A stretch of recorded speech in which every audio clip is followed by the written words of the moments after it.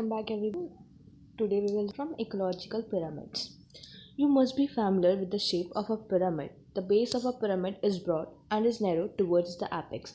अब हम फैमिलियर हैं, हम जानते हैं कि पिरामिड की शेप कैसी होती है। तो पिरामिड बेसिकली कैसे होता है, नीचे से ब्रॉड और ऊपर से जाते जाते एपेक्स तक जाते जाते कैसे हो जाता है, narrow. That is our pyramid. ये होती है हमारे पिरामिड की shape. The base of pyramid is broad and it is narrow towards the apex. One get a similar shape whether you express the food or energy relationship between organism at different trophic level. अगर हम क्या करें, relationship को express करें किसके बीच में, कि organism और जो फूड या एनर्जी वो कैसे जाती है, कैसे ट्रांसफ़र होती है अलग अलग टॉपिक लेवल पे, तो हमें बिल्कुल एग्जैक्ट यही पिरामिड वाली शेप मिलती है जब हम देखेंगे कि क्या रिलेशनशिप है ऑर्गेनिज्म, उसके फूड और उसकी एनर्जी के बीच में क्या रिलेशन है।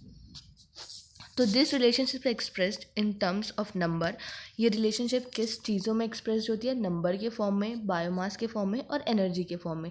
तो तीन तरीके से ये रिलेशनशिप एक्सप्रेस की जा सकती है। क्या क्या है वो रिलेशनशिप, कौन सी टर्म्स हैं तीन, उसका नंबर, उसका बायोमास और उसकी एनर्जी। तो बेसिकली हमें तीन टाइप के पिरामिड्स मिलेंगे, pyramid of number, pyramid of biomass, pyramid of energy. The base of each pyramid represent the producer और द फर्स्ट ट्रॉपिक लेवल। हमेशा हर एक पिरामिड का जो नीचे का होगा, फर्स्ट लेवल जो होगा, जो बेस होगा, वो क्या रिप्रेजेंट करेगा कि प्रोड्यूसर्स कौन है या फिर ट्रॉपिक, फर्स्ट ट्रॉपिक लेवल। तो बेस क्या रिप्रेजेंट करने वाला है, प्रोड्यूसर्स को और फर्स्ट ट्रॉपिक लेवल को। वहीं पे जो एपेक्स है वो क्या रिप्रेजेंट करेगा, टर्शरी या फिर टॉप लेवल कंज्यूमर। टर्शरी क्या है हमारा, टर्शरी कंज्यूमर क्या है या फिर टॉप लेवल वाला कंज्यूमर क्या है हमारा। The three types of ecological pyramid that are usually study. जो तीन टाइप के इकोलॉजिकल पिरामिड्स देखे जाते हैं, पढ़े जाते हैं, कौन कौन से, वही pyramid of number, pyramid of biomass and pyramid of energy.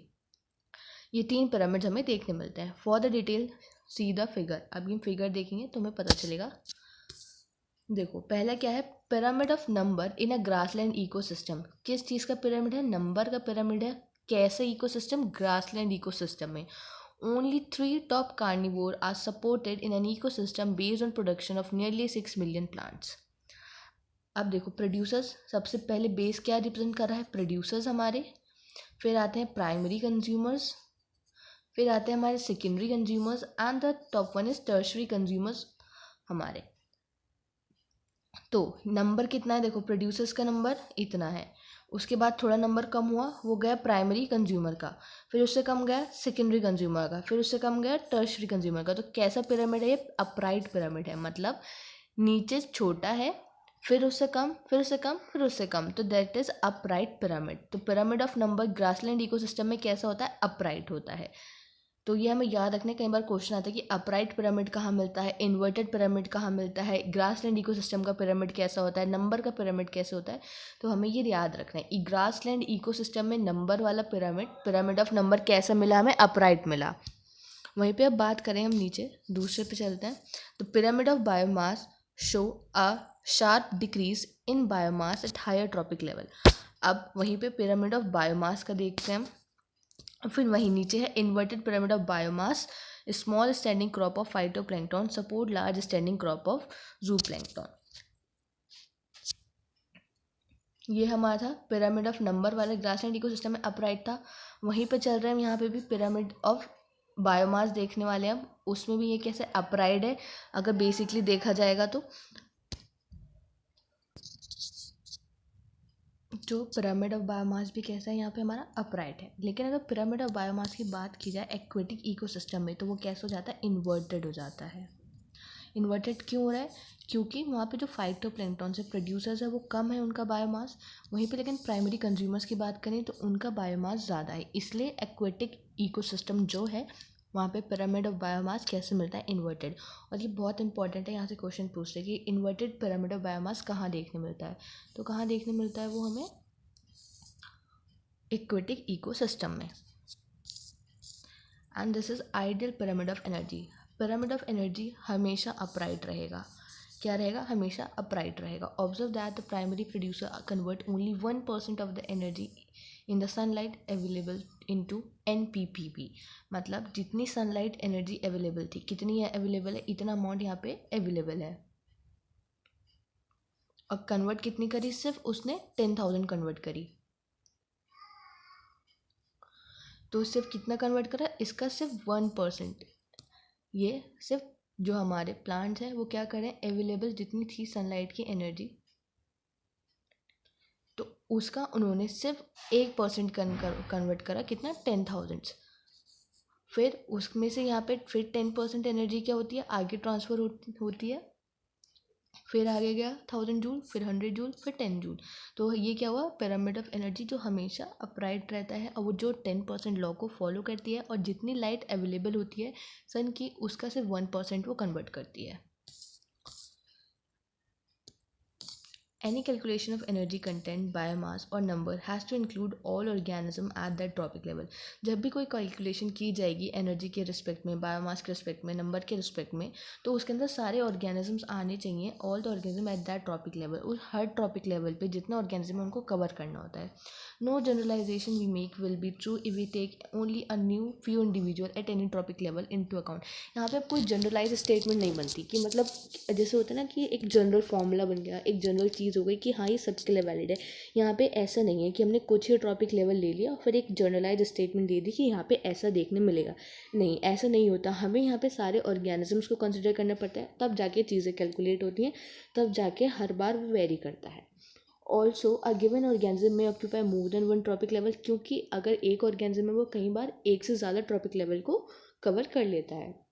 One must remember that the tropic level represent a functional level, not a species as such।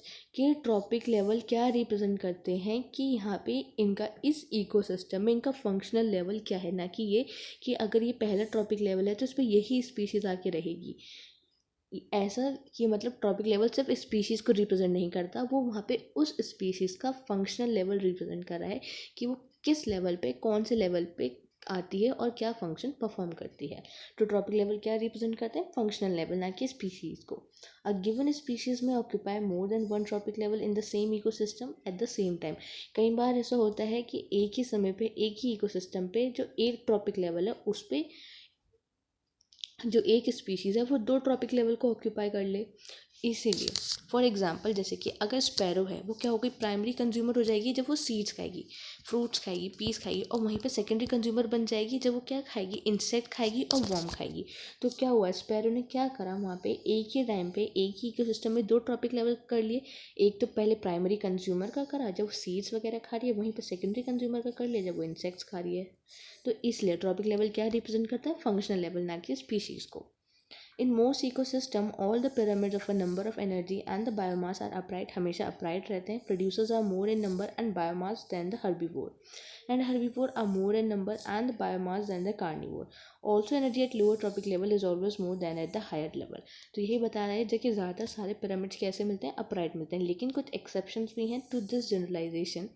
If you were to count the number of the insect feeding on a big tree, what kind of pyramid would you get, कि अगर तुम ये देखो कि number of insect feed कर रहे हैं एक बिग ट्री पे, तो ट्री तो एक है ये, तो ये कम हुआ, और जिस पर इंसेक्ट्स होंगे बहुत ज़्यादा होंगे, तो कैसा बन जाएगा, ये इन्वर्टेड पिरामिड बन जाएगा हमारा। Now add an estimate number of small word depending on the sect, और वहीं पे फिर इसके ऊपर कैसा हो जाएगा, कह रहे हैं कि एक एस्टिमेट मान लो कि इसके ऊपर क्या है, थोड़ी सी बर्ड्स हैं जो उन इंसेक्ट्स को खाने वाली हैं, तो हमें कुछ ऐसी शेप मिलती है। इसे कई बार अर्न शेप, ऐसा शेप भी कहा जाता है, और बेल शेप भी कहा जाता है इसको, इस पिरामिड को। The pyramid of biomass in a sea is generally inverted. देखो आगे वही ये क्वेश्चन यहाँ से पूछा जाता है कि जो पिरामिड ऑफ बायोमास है कहाँ पे, सी में, कैसा होता है, इन्वर्टेड होता है, बिकॉज वहाँ पे जो बायोमास है फिशेस का बहुत ज़्यादा होता है, वहीं पे फाइटोप्लैंक्टन्स का बहुत कम होता है। तो जो क्योंकि वहाँ पे प्राइमरी प्रोड्यूसर्स क्या है, कम है, और वहाँ पे प्राइमरी कंज्यूमर ज़्यादा है, इसलिए कैसा मिलता है, वो इन्वर्टेड मिलता है हमें बायोमास का सी में। और ये एग्जाम्पल जो इन्होंने दिया है इसमें कैसे मिल रहा है, हमको बेल शेप मिल रहा है। Pyramid of energy is always upright. अभी हम पढ़ के हैं कि पिरामिड ऑफ एनर्जी हमेशा अपराइट ही रहेगा, कभी भी इन्वर्टेड नहीं हो सकता, क्योंकि जब एनर्जी फ्लो करती है एक पर्टिकुलर ट्रॉपिक लेवल से नेक्स्ट ट्रॉपिक लेवल पे, तो कुछ एनर्जी हमेशा लॉस होती है एज अ हीट की फॉर्म। हमने लास्ट वीडियो में भी देखा था कि कुछ एनर्जी जब भी ट्रांसफर हो रही थी आगे ट्रॉपिक लेवल में, तो हीट लॉस हो रहा था। तो पिरामिड ऑफ एनर्जी हमेशा अपराइट रहता है, कभी भी इन्वर्टेड नहीं हो सकता। जब एनर्जी फ्लो करती है एक ट्रॉपिक लेवल से दूसरे ट्रॉपिक लेवल पे, तो वहाँ पे कुछ एनर्जी का लॉस होता है in the form of heat, वो भी हर एक स्टेप पे, Each bar in the energy pyramid indicates the amount of energy present at each tropic level in the given time or annually per unit area. तो हर बार जो energy का pyramid है वो क्या, जो बार मतलब ये क्या इंडिकेट करता है कि कितनी एनर्जी प्रेजेंट थी हर एक ट्रॉपिक लेवल पे, कितनी आगे ट्रांसफ़र होगी या कितनी वहाँ पे प्रेजेंट थी एक पर्टिकुलर टाइम पे. However, there are certain limitations of ecological pyramid such as it does not take into account the same species belonging to two or more tropic level. क्या है, कुछ limitations भी हैं कि जो ecological pyramids है ना वो उनको जो एक स्पीशीज़ थी, सेम स्पीशीज़ थी, वो कई बार एक से ज़्यादा ट्रॉपिक लेवल पे आ जाती है लेकिन वो इस चीज़ को कंसिडर नहीं कर पाती, इसको ले नहीं पाती. तो it assumes a simple food chain. तो इकोलॉजिकल जितने भी पिरामिड्स हैं वो क्या सोच के बनाए गए कि एक सिंपल फूड चेन है, लेकिन नेचर में ज़्यादातर क्या एग्जिस्ट करते हैं, फूड वेब एग्जिस्ट करते हैं, something that almost never exist in nature. वही क्योंकि सिंपल फूड चेन तो नेचर में कभी एग्जिस्ट ही नहीं करती. It does not accommodate a food web, और ये फूड वेब को नहीं उठाता. तो अगर क्वेश्चन आ जाए कि इकोलॉजिकल पिरामिड्स की क्या लिमिटेशंस है, तो पहली लिमिटेशंस तो यही हो गई, वो सेम स्पीशीज़ को कंसिडर नहीं करती जो एक से ज़्यादा ट्रॉपिक लेवल पे आ जा रही है. दूसरा, वो सिंपल फूड चेन को कंसिडर करती है जो कभी एग्जिस्ट ही नहीं करती नेचर में. तीसरा कि वो कभी भी फूड वेब को लेती ही नहीं है. मोर ओवर सेप्रोफाइट्स और not given any place in ecological pyramids. वहीं पे क्या कि जो सेप्रोफाइट्स है उन्हें कोई भी जगह दी ही नहीं गई है हमारे पिरामिड के अंदर. Even they play a vital role in ecosystem. हालांकि उनका एक इम्पॉर्टेंट रोल है हमारे इकोसिस्टम में, तब भी उनको जगह दी ही नहीं गई है.